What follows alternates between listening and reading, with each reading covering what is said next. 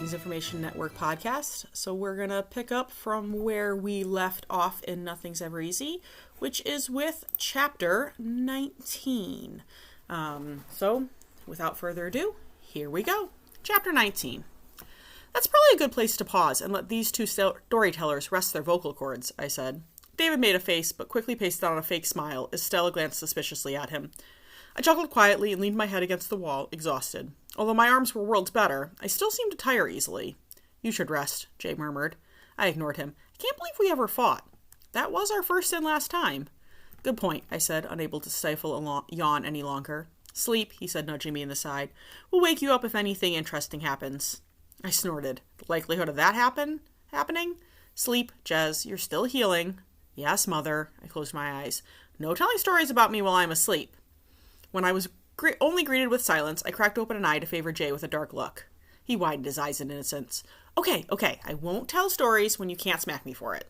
That's better, I said, letting my eyes slide shut. A moment later, I felt Jay's shoulder nudge up against mine, and I shifted, settling my head on his shoulder, asleep within minutes. I woke up, later, feeling much more rested. Nice nap? Stella asked. I rubbed the remnants of sleep out of my eyes. Yes, actually. I've told Jay before his shoulders are comfortable, and I stand by that. You should try it sometime, I added, as innocently as I knew how. I'll have to do that, she said, cheeks reddening. Can I try too? Dave asked wickedly. As both Jay and his sister aimed glares his way, he merely grinned. Story time? I want to know how you escaped.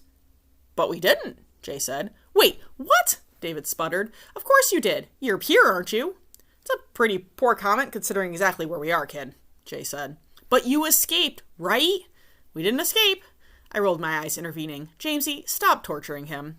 You didn't get here because of that, right? That's not what you said, right? Dave pressured, eyes darting between us. Jay's just an idiot. We didn't end up here because of that. We've still got about 6 months to cover before this particular capture. Let me continue while your sister knocks some sense into Jay. That's not necessary, really, Jay said. You dug your own grave, I told him, as Stella reached over and patted him on the head. I smirked and picked up the story before anything else could be said. Only Jay later said he didn't think the day before their planned departure dragged. Helping Dolores Cornwall kept him plenty busy. Finally, as dusk settled, they all met back at the Swan for a quiet dinner. As they finished, Bo suggested they try to get some shut-eye before heading out. They paused outside their rooms, exchanging glances before heading in, leaving Bo and Jez in the hall by themselves. Think we'll make it? She asked softly. I don't know. Maybe this isn't the right decision. It's our only possible decision, Bo, and we all know that. If we wait, it's a guarantee we're going to get caught. This way, we take the fight to them. Better that than being cornered. He smiled faintly. Doesn't make me any less nervous about the decision. Bo, we're all with you, she said. We can do this. I hope you're right. She leaned forward and kissed him on the cheek. I know I am, because we're the freedom fighters, and thus awesome. He blinked, and then chuckled. If you say so, I'll see you in a couple of hours. Night, she said quietly, and slipped in after the girls. Bo let himself into their rooms. Jay was already flopped out on his bed. Bo didn't bother changing and slid between the sheets. Are you really going to sleep? Jay asked after a handful of seconds had elapsed. I'm planning on trying. Who's going to wake us? Jez will. She won't get a wink of sleep. Silence reigned for almost a minute before Bo heard Jay suck in a breath. Just try. You don't know what I was going to ask. I do too. You're going to ask what to do if you can't sleep. Damn, you're good. I know. Now sleep. But what if I really can't? Then go bother Jez. Another handful of breaths. What if I prefer male bonding? Jay, he growled. Yes, sir, he said meekly before finally staying silent. Far too quickly, there was a light tap on the door, startling both awake. Time to go, Jez whispered through the woods. They heard a click as she disappeared back into the girls' room. It is time, Jay intoned. Bo threw his pillow at him as he rolled out of bed, grabbing his sword from where it leaned against the wall and strapping it on in the dark. Jay caught the pillow, smirking. Guess I fell asleep. Guess so, Bo agreed. Hurry up, the girls will be waiting. He heard Jay fumble in the darkness before acknowledging he was ready. The pair hurried into the hall. Bo knocked lightly on the girls' door, and upon receiving no response, he moved down the stairs and into the common room. Jessie, Rye, and Jez were waiting, barely lit by the coals of the fire, which had died down to almost nothing. Ready? Jez asked. Yes. Weather? Still raining. Harder than we went to sleep. He nodded. Just remember to watch your step, okay? It'll be slippery in the woods. Will do, Jessie said, and the others nodded. Then let's do this, he said, squaring his shoulders, and slipped out of the inn. Jez followed on his heels, Jay settled in behind her, Jessie at his shoulder, and Rye, at her insistence, bringing up the rear. Jez wiped off the first few drops of rain as they landed on her head before realizing it was going to be a losing battle. She checked her sword, more out of nerves than anything, and watched Bo scale the fence in the backyard of the inn. After quite a bit of conversation the night before, they decided that was the best way to avoid any potential prying eyes. As soon as he disappeared from view, Jess pulled herself up, hopping off the top. Bo shot out a hand and steadied her before she ended up in the mud. "Careful," he murmured. She offered a grateful smile, sliding out of the way as Jay scooted over the fence, dropping to the ground without issue. "Show off," she muttered. He smirked as they waited for Jesse and Rye to join them, pushing his damp hair out of his face. The duo made it over without mishap, and the five set off into the woods, Westcorner fading behind them. Bo kept the pace slow, stopping often to listen, although Jez could never hear a thing beyond their footsteps and the pitter-patter of rain. Finally, he stopped and turned, motioning them forward. Once they were gathered, he spoke quietly. "Okay, we should be far enough from town. Now's the tough part. If we don't want to get lost in this weather, we need to cut back towards the road. But the three's presence is likely to be heavier, so tread lightly and stick close." "We'll be very quiet," Jay said. "When are you ever quiet?" Rye asked. "I can be quiet when I want to," he said, confronted. "There's a first time for everything," Jess said, forcing a cheerful note as she patted Jay on the head with a watery splat. Bo rolled his eyes. "Let's go." After that, they moved along in silence. The quiet of the woods put Jess on edge as she strained to hear any possible noises that weren't the occasional scuff of their feet or the sound of raindrops. Time seemed to stand still as they slowly made their way across the increasingly treacherous ground. When Bo signaled caution, she immediately dropped low. He inched forward, then indicated an incline. She moved to his side, only spotting the eroding embankment of the small stream once she was practically on top of it. "Careful," he murmured in her ear, and then started down. Only 2 steps in, he slipped, landed hard on his butt, and slid the rest of the way, straight into the swollen stream. She could tell from his body language that he was mentally cursing up a storm. She eyed the embankment. In a near-sitting position, she carefully slid down towards the stream, completely dousing herself in mud. She straightened once down and offered Bo a hand up. He took it, shaking mud off his hand and splattering her. Jez made a face at him as their friend skittered down after them. "Was coming down here necessary?" Jay complained. "The stream runs north to south. The road runs east to west," Bo said. "Inevitable. Come on." He searched the opposite bank, then grabbed a jutting root, hauling himself up and scrambling over the lip. One by one, the others followed. The trouble came when Rye grabbed the root, pulled herself up, throwing her legs over the edge, before the root abruptly broke off in her hand. She slipped on the muddy bank, tumbling, head snapping back to hit a rock, luckily just above the waterline. It all happened too quickly for her to make a sound. None of the others thought to check to make sure she'd made it. They'd gone perhaps another 50 yards before a voice snapped across the chilly evening, "Freeze!" Bo immediately stepped towards the voice, hand dropping to his sword. Before he could do anything else, men dressed in the blue livery of the three materialized out of the woods, with arrows notched and aimed at them. "Weapons down!" the same voice barked. "Hands on your heads!" "As if we weren't dirty enough," Jay muttered to Jez, glancing at his muddy hands. She snorted, looking at Bo to give them a lead. His hand was still wrapped around his sword hilt, but before he could speak or move, an order seemed to go through the soldiers, and each bowstring snuck back even more. "Now!" "Do it," Bo said, defeat all over his face and in his tone. He slowly drew his sword and knife and tossed them to the ground a couple feet in front of him, before placing his hands on his head. Jez and Jay exchanged a glance and did the same. Then she looked to Jesse and Rye. Her heart leapt as she realized Rye wasn't with them, although she desperately hoped it was Rye's quick thinking and not something more serious. "Where's Rye?" she murmured to Jesse. Her friend's eyes were full of panic. "I don't know. I know she was behind us at least through the stream. I never—" She cut herself off as the three's men approached. "Where's your other companion?" "Who?" Bo asked, his face purposely blank. "Your last companion. There were 5 of you." "I don't know what you're talking about." The young soldier, Jez placed him somewhere between herself and Riley in age, rolled his eyes. "Yeah, I bet you don't." He turned away, raising his voice to unseen men. "Spread out and find her. I don't want any of them getting away." A group of the soldiers quickly bound each of the 4's hands, collecting their weapons and then propelling them quickly through the woods to the road. From there, it was a short walk to their camp. Guilt swept through Jez. How could they not have noticed that Rye was missing? Her friend was still unconscious, having been just lucky enough to land on the far side of the stream. Most of her body was lying across the water, but her head was free and clear. She gradually became aware of someone shaking her. "Young one, wake up. Your friends are in trouble." "Don't wanna," she mumbled, fighting to get her eyes open, though, as a bit of the other's urgency seeped in. "You have to. They've been captured." Rye finally managed to open them, squinting and wiping her eyes to try and clear the water out. "Captured?" she repeated, letting the older woman kneeling next to her help her sit up. "Yes, Lieutenant McRose caught them." Riley squinted at her, gaze finally focusing. "Who are you?" "Dolores Cornwell, a friend of Mr. Jameson." "Jay," Rye corrected as she fingered the back of her head. "God's breath, that hurts." "As it should. It would appear you hit it quite hard, dear, considering it knocked you clear out. But we can use this." "Use it?" Rye asked. She pulled herself from the stream, shivering as she propped herself against the bank. "To rescue your friends. Jay left me a letter last night. I was afraid something like this might happen, but I was too slow to catch you back at the Swan. It took some doing to track you through the woods, so I'm sad to say I was too late to prevent the capture. Now, let's get you on your feet, she said, offering her hand. Rye took it and allowed the old woman to pull her fully to her feet, wincing and pressing against her forehead as the world swam around her. God's breath, she grumbled. Gonna be no help if I can walk straight. Take a few minutes. It won't be perfect, but you'll be a lot steadier once your equilibrium returns. Who's Lieutenant McRose? One of the three's lackeys. He's been lurking around the area for a couple weeks now, and someone must have tipped him off to your presence. And why do you care? Rye asked. My son is a proud freedom fighter. He's the contact you were supposed to meet. She frowned. What happened? I don't know. His last letter was downright paranoid, and now, him not showing up for this meeting?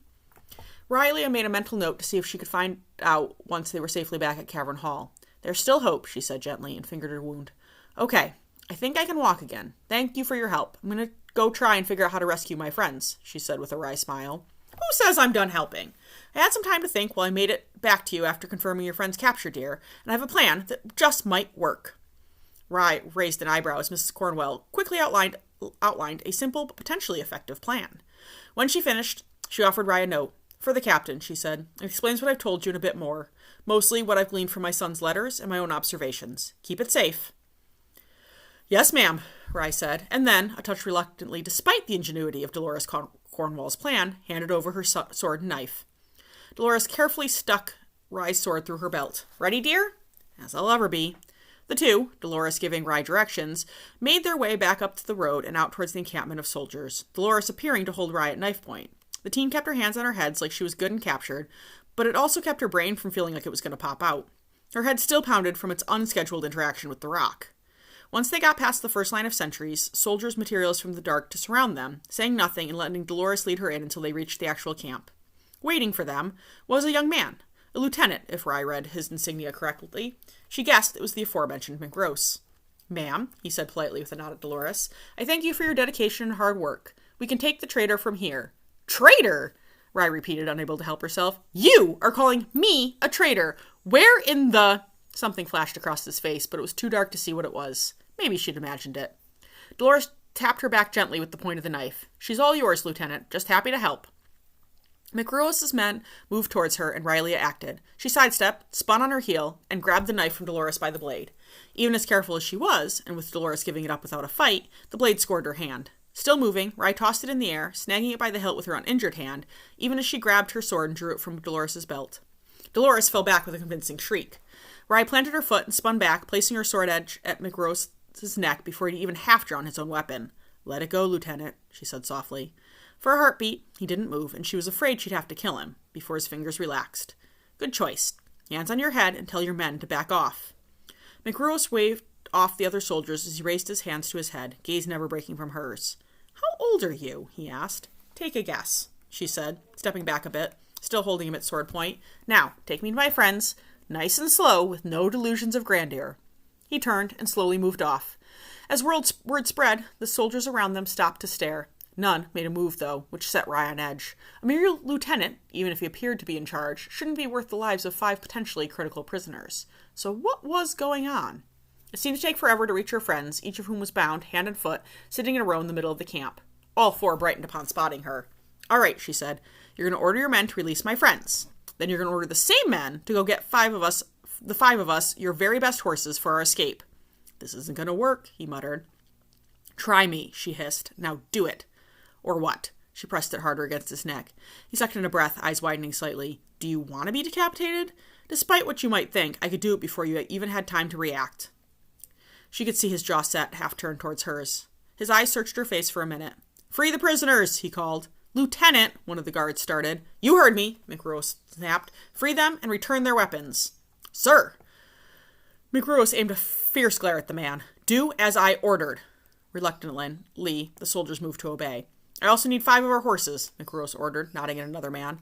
This one looked between him and Rye, then scurried to comply. The lieutenant shifted, glancing at Riley again. This isn't going to work. You're just hoping it won't work because you won't have to explain your failure to our illustrious leaders. At his cringe, Rye favored him with a sunny smile she didn't feel, due to her bleeding hand and pounding head. By now, her friends had been freed and were accepting their weapons back. At the same time, the toady who'd been sent to fetch the horses reappeared. You okay? Bo asked. Fine. I want you 4 to get going. I'll catch up as soon as you're away. You don't need to do that, Jess said. Yes, I do. I need to ensure the good lieutenant and his buddies aren't going to follow us. The four exchanged glances before Jessie moved, pulling herself astride one of the horses. The others followed suit. Don't take too long, Jessie said with a quick smile. Rye saluted her with her knife. Yes, ma'am.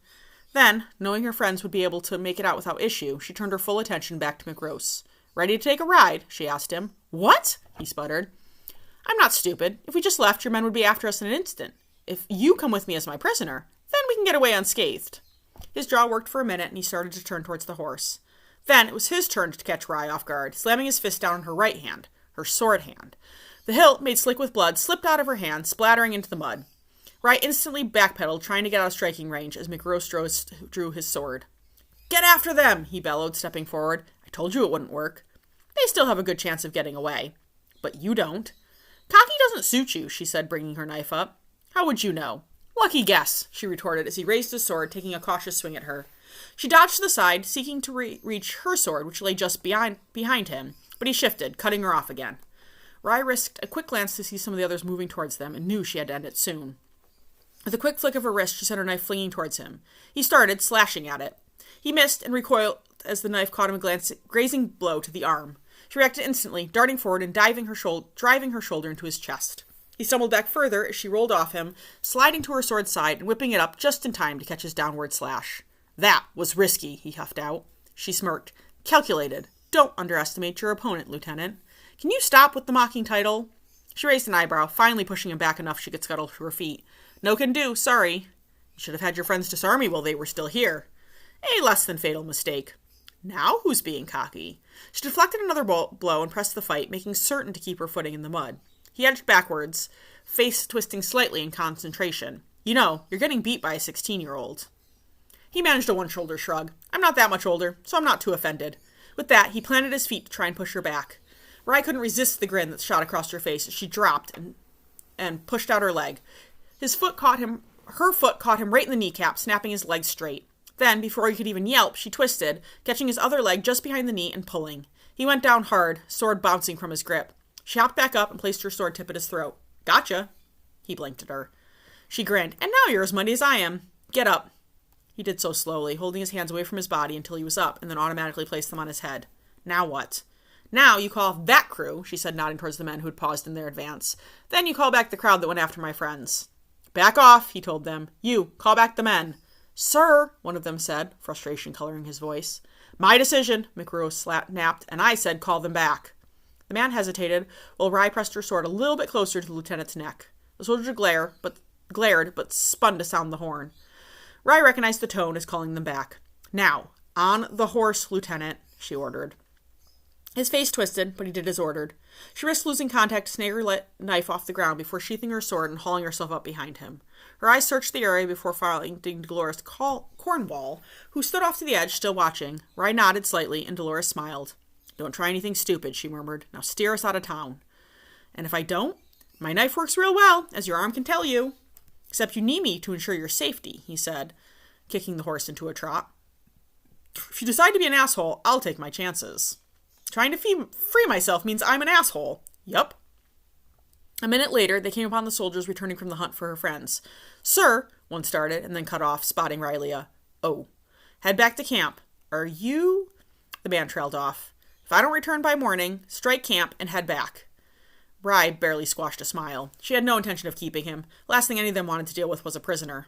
Yes, sir, the man said, offering a tentative salute, then motioning the other riders past them.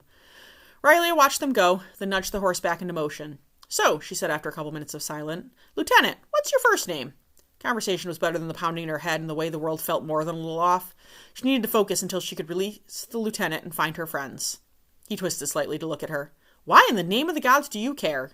I don't like silence, she said cheerfully. Seriously? And I do like small talk. You're amazing? He snorted. That's one word for it. So, what's your name? She said, prodding him in the side with her finger. Jackson? Jackson, she repeated. Bit of a mouthful. That's not a Tyrian name. Alien, actually. My parents grew up in Alia before moving here. How about Jaxie? That's more Tyrian. Jaxie, he echoed. A friend calls me Jax, but Jaxie is new. I like Jaxie better. It's terrible, he sputtered. She laughed. It's got a nice ring to it. What's your name? He countered. Why, so you can track me down? I wouldn't dream of it. I have no desire to ever go up against you again. As it should be, she said. It's Brylia, she added after a minute. She couldn't see any danger in him having her first name. It was fairly unique, but there was little legal record of her, considering she and Bean had spent most of their lives on the streets. He again twisted, brown eyes seeking hers out. That's a gorgeous name. It was possibly the last thing she expected. What? Brylia. It's a beautiful name, he repeated. She reined in the horse. You're full of shit, Jaxie, and this is your stop, so get off. She figured by the time he dragged himself in the rain back to camp, she and the others would be long gone. He shrugged as he carefully slid down, snagging the reins and looking up at her. Don't believe me if you don't want to, but I was being serious. Her heart skipped a beat, and she was glad it was still just dark enough to hide her blush. Good luck with life. If I were you, I'd find retirement a very good idea. He smiled slightly. It's not that easy. Then maybe I'll see you again, Jaxie, she said lightly, tossing him a salute. Maybe you will, he said, returning it and releasing the reins. Before she could let herself waste any more time, she turned and nudged the horse back into a trot, which was the fastest she could tolerate with her head pounding the way it was. She allowed herself one more glance back to find him standing where she'd left him, watching her through the rain. It took another 2 hours to catch up with the others, and by then the world was legitimately swimming. Her hand burned, and she was honestly debating removing her head altogether. Jessie spotted her first. Rise, she called, pulling her horse to a stop. What took you so long? Ran into a technical difficulty, she admitted. I hope that's not your blood, Bo said, as Rye drew even with them, all four having dismounted in the short interim. Rye followed her gaze to a blood splotch on her arm. Oh, no, that was the lieutenant. I cut his arm and then dragged him along for a while for safety. Must have bled on me. Jay came over, offering her hand. Come on down from there. Bo was just saying it was time to send the horses running and head off on foot. She slid down, glad for his steadying hands. Then she stumbled a step and pressed her good hand to her head. Sorry, headache. Come on, let's get moving. We should check your head, Jessie said. You hit it last night, and probably when you fell. We don't have time. We need to get further away before the good lieutenant can get back to camp and follow us. The rain will help hide our tracks, but it's only good while it's still falling. Rye, Jessie started. Guilt. They all felt color in her tone. Don't, Jessie. Bo will agree with me. I'll be fine until we can stop. She's right, Bo said. With the horses, we made good time, but need to head south now back to Cavern Hall. The sooner we get started, the sooner we'll get back. Rye forced herself to straighten. Then what are we waiting for? It was still early when Sorin arrived outside Wren's quarters, but he had no doubt that the prince would already be awake. He tapped on the door, then pushed it open, poking his head in, just in case his gut was wrong. He smiled faintly as Wren looked up from his chair by the window. As one, they both glanced at the couch, where Annie was still curled up, fast asleep. Did she sleep all right? Not sure she's even moved. Good. I need to talk to you. Sure. Come in. What about? Sorin moved into the room, gently shutting the door. Then he went to Annie's side, gently shaking her awake. Annie, wake up. Her eyes blinked open and she stretched. What are you doing here? She murmured, still half asleep as she sat up and rubbed her eyes. As the blanket fell down to her lap, Sorin realized something. Is that my shirt? She favored him with a brilliant, if sleepy, smile. You don't mind, do you? As if he could answer yes with that smile. Of course not. Didn't realize you still did that. Duh, she said. What are you doing here? She asked again, a bit more clearly. I need you to run a message for me. Why me? He ignored the question. Down to Lieutenant Smith at the city gate. Her eyes narrowed. The city gate, she repeated. Sunshine that's clear across town. That would be the point, he said, mentally groaning at the nickname. She frowned. Sorin, I love you dearly, but I will not let you or Vlad fill Rennie's head with any more bull. He resisted the urge to roll his eyes only because it was Annie. That's not my point at all. Ren and I just need to talk for a minute. About me, she said stubbornly. You heard what I told Vladimir yesterday. Look, I'm sure Ren will tell you later if I was a jerk, and then you've got every right to yell at me or kick me or whatever you want, okay? She eyed him before hopping up and hugging him tightly. Deal. She waited a beat and then added wickedly, Sunshine. This time, he groaned out loud. Annie. She grinned. Morning, Rennie Muffin. Ren did roll his eyes. Good morning, Annie. With that, his sister danced off towards Ren's closet to change, pausing only long enough to pull some clothes from the bottom drawer of his dresser. She has a drawer, Sorin noted. Would you rather our clothes be mixed? Ren asked with no little amusement. Sorin decided that definitely did not need a response. If I run into Vlad because of this little assignment, I'm going to be most displeased, Annie shouted through the door, luckily sparing him an awkward silence, or at least an awkward one on his end. Ren was disguising his laughter very poorly. Vladimir's in meetings all day, he called back. Better be, she said, her humming filtering out a moment later. Sorin scanned the room, more out of habit than anything, and his eyes landed on the discarded crutches. Those should be with you. The prince grimaced. I feel like an idiot. Sorin cocked an eyebrow at him. You'll feel even more like an idiot when your insistence on hobbling around causes your ankle to heal poorly. He stepped over, snagged them, and offered them to the other man. Use them. It's for your own good. Yes, sir, he grumbled, offering Sorin a half-hearted salute as he leaned them against his chair. Annie danced back out like a whirlwind, kissing Ren on the cheek and actually patting Sorin on the head before waltzing out the door. Sorin and Ren exchanged glances as Sorin pulled the message out of his back pocket and tapped it against his palm.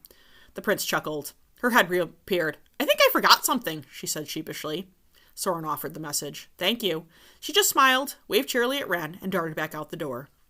He turned and sank into the couch, mentally trying to rehearse what he wanted to say. Come join me. Why can't I stay here? Because I want to see you walk with the crutches. With a sigh, Ren did as asked, tucking the crutches under his arm and making his way over to Sorin. It was immediately obvious that Ren had missed the point of the crutches being a substitute for the injured leg, and he had to cover his mouth to keep from laughing. From Ren's disgruntled expression, it was clear he hadn't missed Sorin's mirth anyway. See, these things make me look like an idiot. That's because you are an idiot. Together, the crutches are your left leg. You move them together. Let me see. Ren collapsed thankfully onto the couch and offered them up. Sorin took them, demonstrated, walking across the room back and back. See? Oh, I guess I am a bit of an idiot. Sorin handed them back, settling himself on the opposite end with a slight smile. I guess so, he agreed. So, Ren said, after a moment of silence, what did you want to talk to me about? Sorin looked down at his hands. I'm assuming you figured out why we kept you alive by now. If I marry Annie, you can use me as a figurehead, but have a legitimate claim to the throne. Yeah, I'd gathered that. Vlad's been less than subtle over the years. And yet there's Annie sleeping on your couch. Your sister doesn't have a duplicitous bone in her body. If she says she loves me, I feel I can be certain it is because she really does love me, not because of your plans. Sorin managed not to cringe only through the greatest force of will at the repeated yours. Not that he denied his culpability, because he had helped of his own free will, but now it seemed like such overkill, considering. Do you want to marry her? He asked before he could stop himself or think twice. Ren pursed his lips. I don't know. We've only just begun to have even the closest we can get to a real relationship, and to think about marriage now seems like such a rush. At least you know her. You were supposed to marry one of the de Carlins, weren't you? The prince took a deep breath. That was the plan, yes, and no, I don't know Francine. Still don't, and probably never will. Sorin studied his face. Ren, I know you're a lot different from us, and not just for the superficial, glaringly obvious reasons. You mean like the fact you staged a coup of the kingdom? Ren asked mildly. He shot him a dirty look. Yes, like that. Our childhood was less than stellar, to put it lightly. Well, yours wasn't traditional, but you had parents who adored you and gave you the world. Tried to. Ren, Sorin said, fighting a surge of impatience, I am trying to be serious. You're always serious. Never as much as when I talk about Annie. I'll give you that, Ren said magnanimously. He was clearly enjoying Sorin's discomfort too much. I don't know what Annie's told you of our childhood, but you need to know that any person who marries their sister has to be dedicated to her, to care for her always and treat her like she deserves, to just be a good person. I swear to you that I will always treat Annie with the utmost respect and care, and if I don't, you and Vlad will be here to kick my ass. Sorin was not at all true that the second part was true, but he was fairly certain Ren was telling the truth.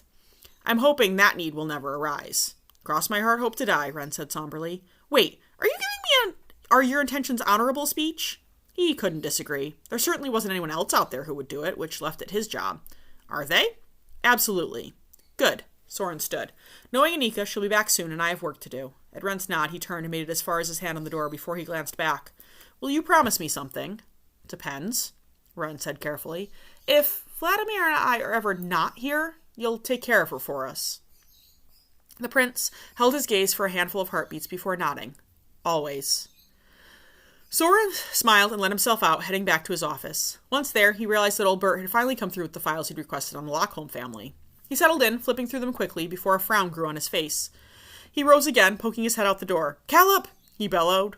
The young man practically sprang from his office down the hall. In a way, Sorin was glad that old Bert would be busy with Vladimir and his meetings all day. Caleb was their bookkeeper and historian, so he was the best person to ask. Yes, sir? Why didn't get anything on the children of Earl Denham Lockholm? It says he has 5, but does little more than list names and ages. Oh, we have a separate file for the children, since there are so many. Bert didn't tell me you wanted that file as well. I would, if you could grab it for me. I pulled it, just in case. Hold on a second, sir, Caleb said, disappearing back into his office. Sorin moved back around his desk and sat down, toying with the papers as he waited. He felt there was something he was missing in all this. Whether about Denham or one of the children, he wasn't sure. It would appear he'd missed something about Jasmine, though, if she'd managed to survive their assassination attempt and had spent the past couple of years working for the freedom fighters. How many others had escaped their grasp? Before he could follow that thought much further, Caleb entered with a quick knock and offered him another file. All we have on the children is here, sir. Thank you, Caleb. The man nodded and vanished back out the door quickly. Sorin snorted. Other than Bert, none of the help ever wanted to be in his presence alone too long. He opened the file and began reading it. The eldest three boys were boring. Kent, as the oldest, was being groomed to take over for his family. Jordan and Jonathan, the next two, were beyond boring. Typical younger children of a nobleman, undoubtedly looking for advantageous matches with other noble families. It was when he got to the youngest son that he paused. Colin, he murmured, and traced his finger over the next line. Sent to Northwind to be in Duke Walter's personal guard. Colin had helped Benton Walters, Duke Robert Walters' son, escape their attack. That couldn't be a coincidence. He frowned, glancing quickly at the page on Jasmine, which did little more than confirm what he already knew of the young woman. He returned to the file on the parents, reading with a bit more attention. The beginnings were as boring as the oldest son's. Raised horses, rarely left his land, married a long time. Again, he paused part of the way through when he got to Denham Lockholm's military history. Damn, he murmured. Lockholm had apparently been quite a fighter in his prime, complete with a stint as second in command of Tyr's armies under none other than Robert Walters before he'd taken over as duke from his father. Not only that, but he'd been the army's top tactician, a trait, the report read, that his sons had expressed equal skill in. Surprise, surprise, he said, shoving both reports away and leaning back in his chair. He laced his fingers behind his head. According to this information, not only were they facing a high castle, but also two Lockholms, a family apparently quite skilled at tactics, horses, fighting, and both the Walter kids who'd slipped through their fingers as well. The Walters had always been a powerful family. It was part of the reason Vladimir had decided to do away with them. As a result of his haste, both children had disappeared. Sorin tapped his fingers together. At some point, he wanted to get to Greensward and have a chat with Jasmine, although he knew Vladimir was insisting he go alone first and scout out the resistance. As if Sorin wasn't entirely capable of doing such things himself. He'd have to get over it and talk to Vlad at some point, unfortunately. He still had a country to help run, after all. After a minute, he stood, glanced out the window briefly before leaving his office. Caleb glanced up as he passed the man's open doorway, but didn't say anything. It took Sorin some time to reach the same rampart Annie and Ren had been on a couple days before. He paused just outside, taking a deep breath and expelling some of his frustration. He flopped heavily against the low stone wall, grinding his knuckles into the rough stone. The pain did nothing to cease his feelings of being closed in, of slowly suffocating with no way out. He had long ago promised himself he would never feel that way again. Not since he'd been 18 and walked out of Edward's house. Yet, here he was, in a slow-closing trap of Sorin's design and Vladimir's execution. He dropped his head in his hands. If Diana saw him now, she'd be beyond appalled. She'd be fully disappointed, disgusted even. Things had just gotten so out of control after her death. It was impossible to believe it had already been 3 years. 3 long, critical years. He sighed. Sorin? Annie's voice was quiet and hesitant. Yes. He didn't bother to raise his head, hoping his sister would leave. Are you all right? He heard her footsteps approach until she stopped beside him. Fine. Aren't you afraid Vladimir will find you? You're the one who said he's in meetings all day. Silence. And then, Sorin, don't lie to me. What's wrong? You were fine this morning. It's not your problem, Annie. Leave it alone. It is my problem. We're siblings, and we're in this together. You shouldn't be here. That is water under the bridge by now. I'm here, and I'm here to stay. How did you know I was here? Caleb was concerned. Last I heard, none of the minions cared much for me. Last you'd heard, he didn't care about anything, so why should they? She retorted. Only now did he peek up at her. Sarcasm doesn't become you. She smiled slightly and leaned against the wall. I tell Ren that all the time. What happened to your knuckles? He glanced down, a little surprised to see them leaking blood. Nothing. They'll be fine. Both stared out over the farms for a couple minutes. You know you're the one that taught me that we're allowed to love and be loved, right? He let out an incredulous bark of laughter. God's breath, Annie. Leave me with the delusion I didn't fuck you up that badly. She punched him in the arm hard. Surprised, his head shot up. Don't you dare think that, she said, poking him in the chest. You're the reason I'm as normal as I am. Do I look screwed up to you? He shrugged, so she hit him again. Do I? He couldn't resist, despite his dark mood. You certainly don't look normal. She glared at him. All right. Considering our family, you don't look screwed up. And that's because of you, she said staunchly. He had a momentary flashback to their childhood and how she'd always been so protective of him regarding the other boys at boarding school. Again, they lapsed into easy silence. To no surprise, Annie broke it first. But you still can't get out of the original question. What's bothering you? He sagged against the wall. He wasn't sure how to begin. He'd never told either of his siblings about Diana or anything about his years with her. All they knew was that something had happened, bad enough to result in him moving back in. They hadn't asked questions, so he'd thrown himself into the planning because it gave him something to focus on other than his life. Do you know what I did for the years on my own, other than working with Vladimir? Nothing personal, but I didn't realize you did anything but work, to be honest. I guess I never really thought about it. It's not like we exactly talked much during those years. She frowned, glancing at him. Why? I'm such a bad person for never telling at least you. You're not a bad person, she said, nudging her shoulder into his. Yes, I am, for so many reasons. But, he added, forestalling her comment, I know better than to get into that argument with you. She smirked. Because you know, I'll win. He couldn't disagree. Maybe not win, but push the argument until he gave in, certainly. About 3 years after I left, I met a woman. An amazing woman. Diana. We got married after a year. You're married? Annie asked, eyes widening. He shook his head. I was married. What happened? She asked quietly. The first 2 years were perfect, and then we found out she was sick and there was nothing they could do to help her, that she was going to die. His sister silently slipped an arm around his waist and leaned against him. He appreciated the gesture. I should have introduced you. I know that now, but I was still so angry, and when Edward died, I thought I had all the time in the world. After we got the diagnosis, she was already being taken away from me, and I just decided it was better to keep her separate. I remember that. You stopped coming to Alexandria as much. It took almost 2 years before the disease finally took her. So that's why I came back. Why I agreed to, he waved a hand, this. Just nothing seemed to work. I'd convinced myself that it was forever, and then it wasn't. And I was tired of trying, so I stopped and came home. He hesitated and looked down at her. Are you mad? He asked, feeling almost foolish for asking, because he wouldn't blame her if she was. Of course not. Do I wish you'd told us so I could have met her? Of course. But I know that there was something that had you happy. You were distant, but between the little Jackson I saw you, I could tell. So when you came home and were so despondent, I told Vlad not to bother you, that you'd tell us in your own time if you wanted us to know. He hugged her a bit closer. You might be mad at me when you hear the rest.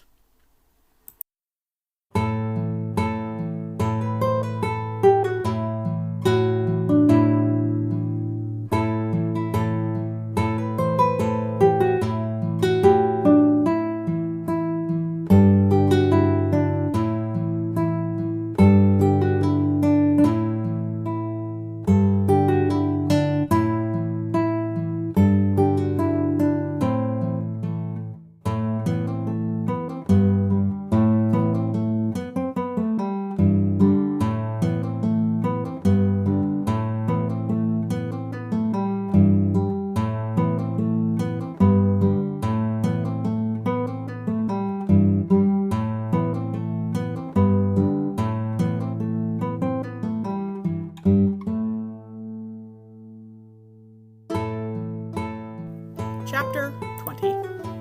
Shh, Dave whispered suddenly, slicing his finger across his throat. I immediately stopped speaking and pricked my ears, hearing the footsteps now that I wasn't talking. Who is it? I peeked down the hall. Rees, I said sourly, not looking forward to a fresh encounter. My shoulders throbbed in response. Good afternoon, all, he said as he reached our cell. Afternoon, I said, neutrally, reassured by the fact he didn't have the Brute brothers. Jay didn't bother with the greeting.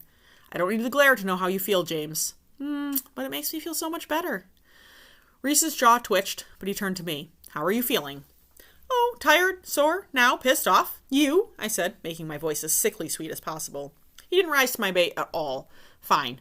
James, Dayton will be back later to get you. We have an appointment. Just wanted to check on Jez, make sure there hadn't been a relapse or anything. Oh, trust me, Jay said with a smirk. You would have been well aware if there was a relapse, and I think I'll pass. Pass? The Colonel repeated. I don't think I'll be joining you, Dayton, and the Brutes today. Did you hear a question somewhere in there? You will be joining us later. I thought a warning was only appropriate since I was here anyway. Or what? You'll break my bones. Jay waved a hand at me. Been there, done that. She's fine now. You know anything more than you did before. Rees stepped forward and casually leaned against the bars. Nothing else about his posture was casual, though. If you push me, I can and will personally break every bone in your body, James, he said, voice low and threatening. I curbed a shiver.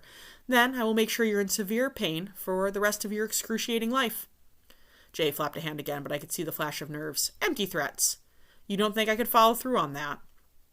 My friend rolled his eyes. I don't think you're allowed to follow through on that. Vladdy and Sorin have you on a short leash when it comes to possible freedom fighters, don't they? The brief darkening of Rees's expression was all we needed as confirmation. You know what, Rees? I asked, interrupting. His eyes flashed to mine, and he cocked an eyebrow in curiosity. What's that? You are supremely overconfident. I bet you've never had a real challenge before in this job. People usually just cave to you, don't they? He said nothing, studying me. Now here's the thing. Jay and I aren't going to just roll over because you look at us evilly or dislocate my shoulders or set some goons on us. We're not your usual clientele. Because you've got honor and being on the right on your side, he said with an edge of sarcasm. Because we're nobody's grunts or low-level losers. That may be true, Rees said, but I've got all the time in the world to work on both of you. So we'll get to the truth of it, sooner or later. See, there's that overconfidence again, I said conversationally to Jay. He honestly thinks he gets us indefinitely. Don't I? Rees asked. We're closing in on 2 weeks, and so far, no rescue attempts. Face it, your mission failed, and now you're caught. I shrugged. That's assuming the freedom fighters don't kick your ass soon. Personally, I'm betting on them. Because you know their plans. It was my turn to cock an eyebrow and play confusion. Why do you insist on denying both being members of the freedom fighters? He asked in a tone of long suffering. Jay and I exchanged amused glances. Because it's true, he said, snorting. All I ask is that you tell me what you know, Rees said, ignoring us entirely, and then we'll let you go. That's all! Wow, not asking for much at all. Sucks to be us, Jay replied. Wish we could help you, Mr. Colonel, but we're fresh out of freedom fighter secrets. If you're not freedom fighters, then why would you have been attacking Greensward's garrison and weapons depot? Maybe someone pissed us off. Or we thought it was a tremendous eyesore, Jay added. Both weak grasps to try and cover up the truth. I knew we had to get out of the conversation. Even if we weren't confirming everything, Rees was very quick. I didn't want him to deduce anything further because that meant the questions and presumably the punishments would get worse. If you say so, I said, adding an eye roll. Everyone has a limit to their endurance and tolerance. It appears I haven't found yours yet. No worries, though. I'm very good at what I do. It's just a matter of time. He smiled, a predatory expression that set my teeth on edge. James, I'll see you later. He tipped an imaginary hat. Have a nice day, he said smugly. Then he deliberately eyed Stella and Dave, sending a thrill of nerves down my spine. He turned on his heels and left. I watched him go until I was completely sure he was out of hearing. He's creepily good. At least he can't confirm any of it. He can still use it when interrogating us, I murmured, and turned to our cellmates. Dave, you okay? He's pretty scary. He's just hot air, kid, so don't worry, okay? But I exchanged a glance with his sister and Jay over his head. We knew Rees was definitely not hot air, and now with his seeming interest in Stella and David, he was more dangerous than ever before. I watched Jay, hoping he wouldn't do anything foolhardy when Dayton and the brutes came. Although I wouldn't argue with the idea of planting a fist or something pointier in one of them, I didn't want Jay to do anything too risky. Jay must have read my expression because he smiled. Don't worry, Jessie Pooh, I won't do anything stupid. I raised an eyebrow even as I made a face. You do realize I would feel a heck of a lot better about that if we had the same definition of the word stupid, right? Stella chuckled. Ouch. Fine. Point for you. I win. No, you don't. It's a tie. I knew exactly what he was referring to. It didn't seem appropriate to comment on your use of the juvenile nickname. Doesn't change the fact the score is 1-1, he said. God's breath, Dave groaned. Do you two ever stop? Stella burst out laughing. Out of the mouths of babes, she said, shaking her head. Now, since you've both put in your thoughts, let's stop bickering. It's giving me a headache. Personally, I doubted that that's what was causing her headache, and from the look she gave her brother, I didn't think I was wrong. We weren't bickering, Jay protested. I nodded solemnly. We're bantering. There's totally a difference, Jay said at Dave's skeptical look. Fine, then, stop the bantering. And get back to the story, Dave added hopefully.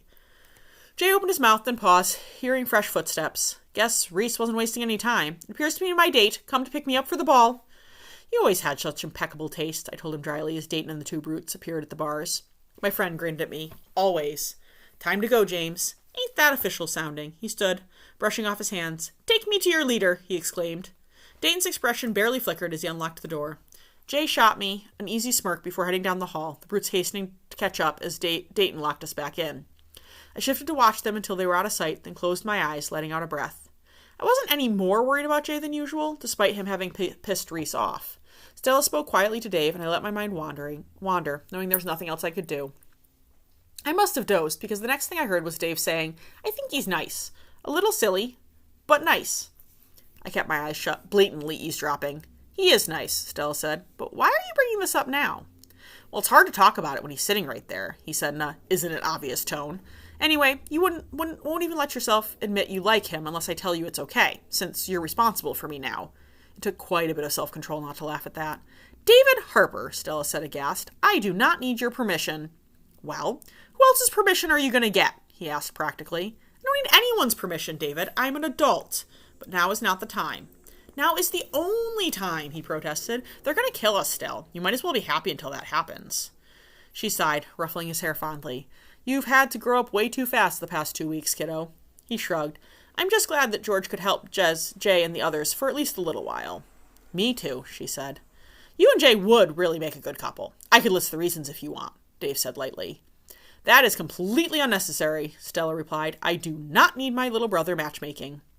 "You might not need me to, but that doesn't mean I can't. Right, Jez?" Apparently my faked sleeping had fooled no one. "Of course, nothing wrong with matchmaking," I said. "Or holding on to hope," I added quietly. "See," the boy said. "The longer we can put off Rees, the more time for news to get back to Bo and for a rescue to be mounted." "Do you really think that's possible?" Stella asked. "Given some time, yes, absolutely. Bo won't leave us to rot here." She nodded. She nodded. She opened her mouth and then shut it as we all heard the distinct sounds of whistling. I instantly recognized the sound, and I shifted to peer out the door better. "Cut the racket!" I didn't recognize the voice, but guessed it had to be Dayton. The brutes seemed to speak infrequently and mostly in grunts. "No," Jay said before launching into an upbeat drinking ballad. I winced. Jay's voice had never been my favorite. "Shut up," one of the brutes grunted. I could now see Jay skipping down the hall, practically attempting to twirl one of the brutes. "Why should I?" he asked, spotting me and waving jauntily. "What's going on?" Stella murmured, but I could only shake my head. "I don't know. Jay doesn't seem to have a new bruise on him." I scooted away from the door as a smugly satisfied James doll came to a stop in front of it. "Hi, guys," he said brightly, before one of the brutes pushed him out of the way so Dayton could get at the cell. "You could have asked," Jay told them. "Get in," the short man said. "Little patience, high tolerance," my friend sang, bounding in, grabbing Stella and spinning her. Dayton slammed the door hard enough to rattle it. "You're going to get it, doll. The colonel will not let those insults stand." "Well, pardon me for being happy," Jay retorted. Dayton aimed one last glare at all of us, then spun, stalking off, trailed by the grunts. Jay aimed a brilliant smile my way. "I'm not sure you even heard me." "We're even now, though." "What in the name of the gods happened?" I sputtered. "Tell me I'm a genius." I even got an insult aimed at his great-grandfather. "James," I grumbled, more interested in why Rees hadn't pounded the crap out of him after our early conversation than Jay's skill at insults. "What happened?" "I won't tell you until you admit I'm a genius." I rolled my eyes. "You're an amazing genius. Now tell me." "At least tell me with some feeling, Jesse." "Insults are the lowest form of payback," I told him loftily, unable to resist despite my curiosity. "Admit it." "James." "Admit." Jay cut off with a squeak of surprise as Stella grabbed his face and kissed him firmly on the mouth. Dave burst out laughing while I tried hard not to do the same. "Now tell her," Stella said, stepping back. Jay blinked at her. "This day is unexpectedly awesome," he breathed. "Tell her," she said, patting him on the cheek. "To be honest," he said, sobering a bit, "I was expecting a real bruising after this morning's pissing contest, but something must have happened in the interim. That's not a lot of time." "News can travel fast," Stella said. Jay nodded, and I had to think that news that had plainly resulted in Rees being so preoccupied he didn't even order the brutes to beat up Jay probably spelled bad news for us. He was very distracted and kept asking stupid questions and not responding to my corresponding stupid answers. He shrugged, grin widening. So, me being me, I took it further and insulted him personally. When that didn't get a rise out of him, I moved on to his great-grandfather and mother, and finally even the brutes were itching to kick my butt. But Rees goes, "I'm not in the mood for this, James. I need to think about things, and you're not helping. We'll all chat tomorrow." Then he looked at the thugs and told them to take me back, unhurt, here, so I had free rein to sing at them all the way back. "I wonder what sort of news," Stella said. I exchanged a glance with Jay. The news was undoubtedly bad, but it was the all in Rees's last sentence that concerned me after his pointed look at our cellmates earlier, and I could tell Jay shared my worries. I said nothing, though. No need to get Stella or especially David worked up. Hopefully, we were wrong. "Well," I said brightly, "there's no use dwelling on things we have no answers to, so let's just be glad Jay's fine." "And continue with the story?" Dave asked hopefully. "I believe it's Jay's turn." "It's always my turn," he said with a heavy sigh, "but I shall do as my lady demands." I rolled my eyes as he picked up from where I'd left off. Bo finally signaled them to stop sometime after dawn. The sun was making a weak attempt to push through the continued cloud cover, but at least it stopped raining. Rylia sunk to the ground, cradling her head, and he moved to kneel beside her. "Sorry we had to push so far," he said softly. "I understand," she said. "Let me see your head," he said, and she pulled her hands away a touch reluctantly. He caught her right wrist. "What happened here?" "Oh, it's just a cut." "Just a cut? It's still bleeding, and it's been hours, Rye," Jay said as he passed Bo some bandages. "Just because I'm stoic and you're not doesn't mean it's bad," she said. "I whined about my ribs just the right amount, thank you very much," he retorted as Bo wrapped the teen's hand and returned his attention to her head.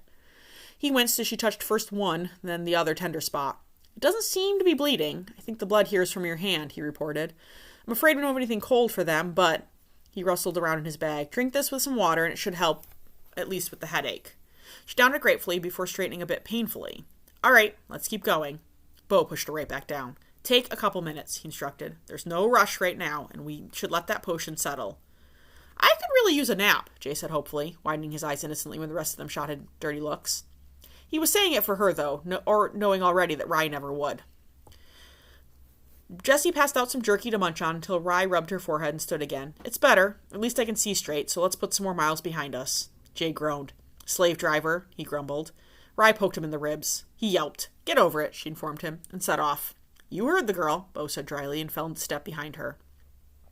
"So, what happened out there, with all of it?" Jez asked a few minutes later, as the first legitimate rays of sun peeked through the cloud cover. Rye outlined her version of events, omitting the conversation with the good lieutenant at the end. She also gave Bo Mrs. Cornwall's letter, which he tucked away for later perusal. Jessie gave her a knowing look anyway. "Too bad McRose is on the other side." "Too bad," Rye agreed mildly and left it at that. About midday, the youngest companion was flagging again. "I think it's time for lunch and a rest," Jess said, trying to stifle a yawn and failing. Jay nodded towards a large rock formation that was mostly dry. "How about there?" "Perfect," Bo said. There were some small bushes and scrub brush which would afford them protection as well as time to rest. Jay scrambled up first, looking completely undignified, rolling as he got up. "Looks good," he said, turning and offering Rye a hand up. She managed the ascent a bit more gracefully, keeping her feet the entire way, shooting Jay a smirk. "It's only because I helped," he told her, before assisting the other three. "Food or sleep first?" Bo asked. "Sleep," Rye said, as she found a comfortable patch of moss and curled up, using her bag as a pillow. "Deal," he said. "One of us will wake you in a little bit. Your head's still worrying me." "I'm fine," she said, yawning and closing her eyes. Bean always said I had a hard head. None of them bothered to argue with her. "Get some shut-eye," Bo told the others. "We should leave before dark. I'll take first watch."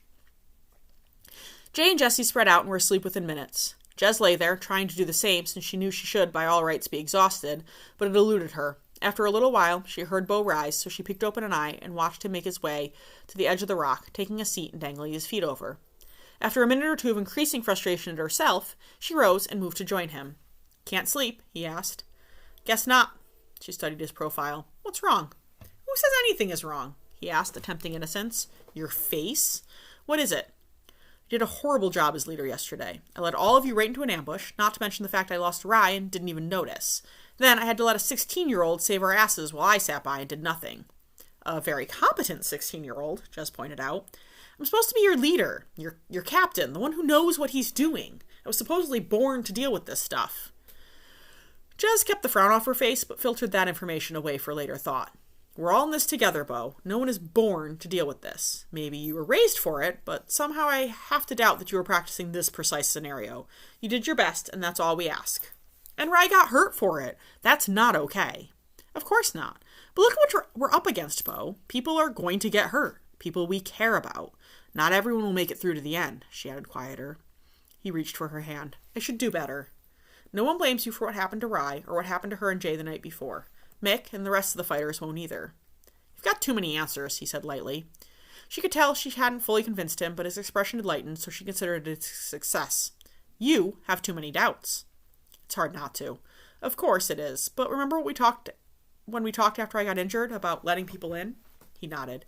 "You decided to let us in and let us take some of the responsibility, and we agreed to that. Maybe not out loud, but certainly in our minds. That means we don't expect you to swoop in and rescue us.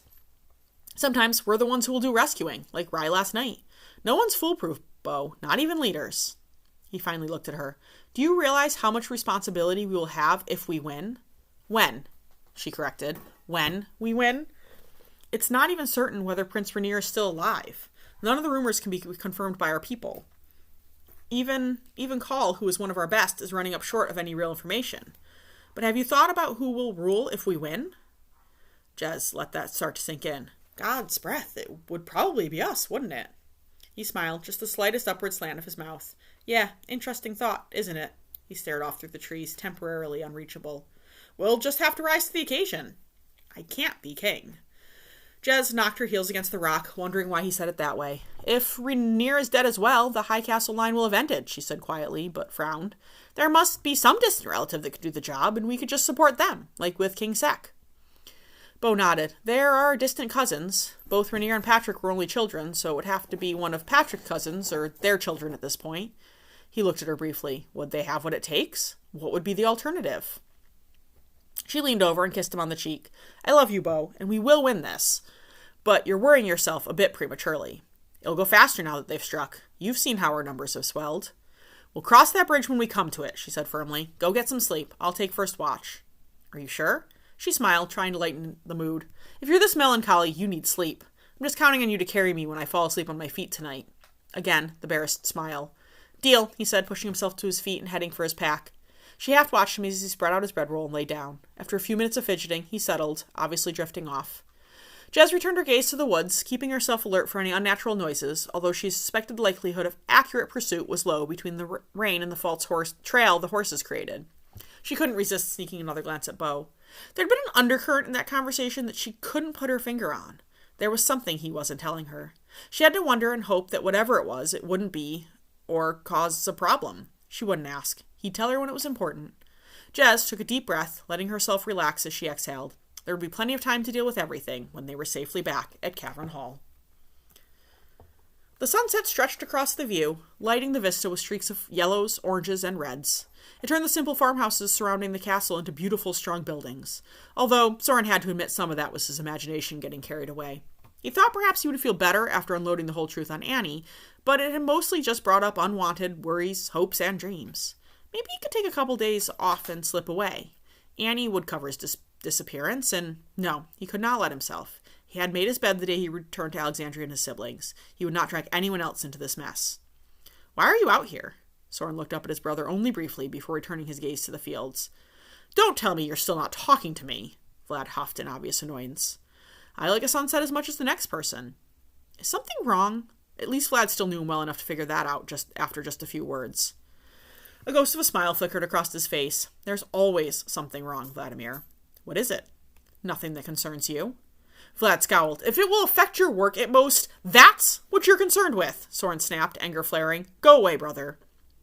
The older man at least had the decency to wince. It's not what I meant, Sorin, he said softly. You've been more like the Sorin I remember from our childhood recently, and I don't want to see you slide back down again.